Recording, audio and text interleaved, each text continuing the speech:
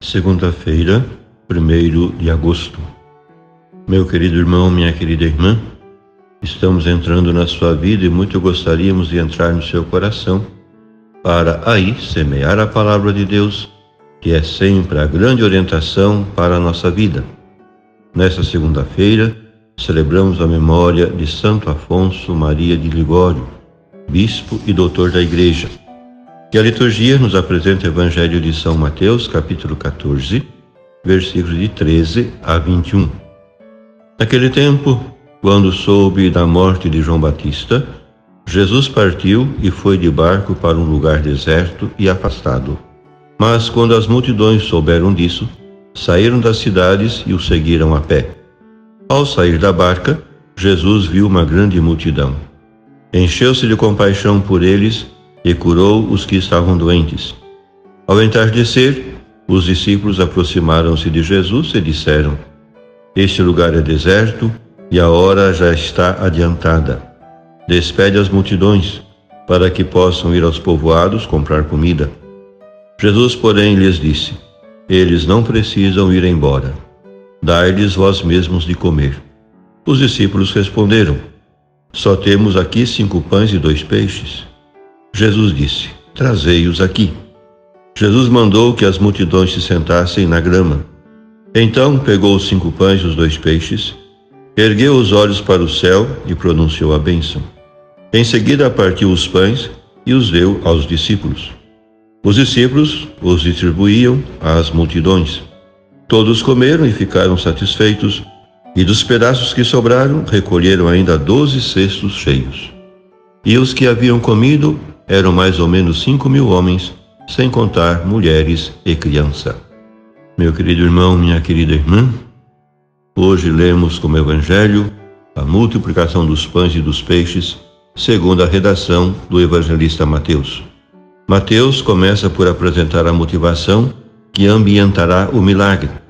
Ao desembarcar, viu Jesus da multidão e, cheio de compaixão, curou os doentes. Em seguida, mata a fome da multidão faminta com um esplêndido milagre que temos de apreciar em ligação imediata com as curas que Mateus refere sumariamente, como o anúncio do reino de Deus, que Lucas faz constar expressamente na passagem paralela de seu evangelho. O milagre da multiplicação tem, em primeiro lugar, um substrato verotestamentário, que vem acentuar a superioridade de Jesus sobre Moisés e os profetas. Pois no texto estão subjacentes implicitamente 2 referências, uma ao maná com que Deus alimentou o seu povo peregrino pelo deserto, sob a direção de Moisés, e outra à multiplicação dos pães de cevada por Eliseu.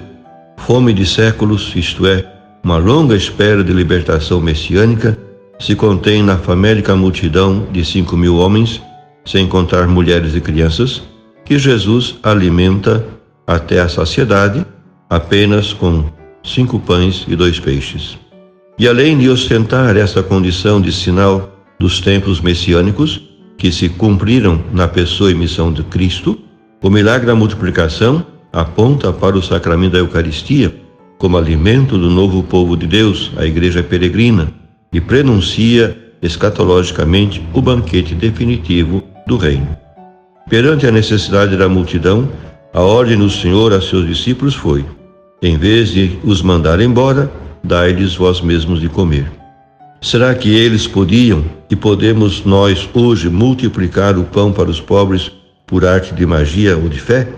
Em qualquer caso, aquilo a que certamente não podemos renunciar é a multiplicar o amor e a fraternidade entre os homens mediante a partilha do que temos, como foi feito com os 5 pães e os 2 peixes.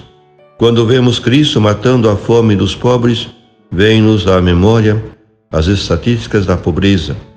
Segundo essas, 2 em cada 3 pessoas estão subalimentadas e a maior parte da humanidade é vítima da fome, da doença, da miséria.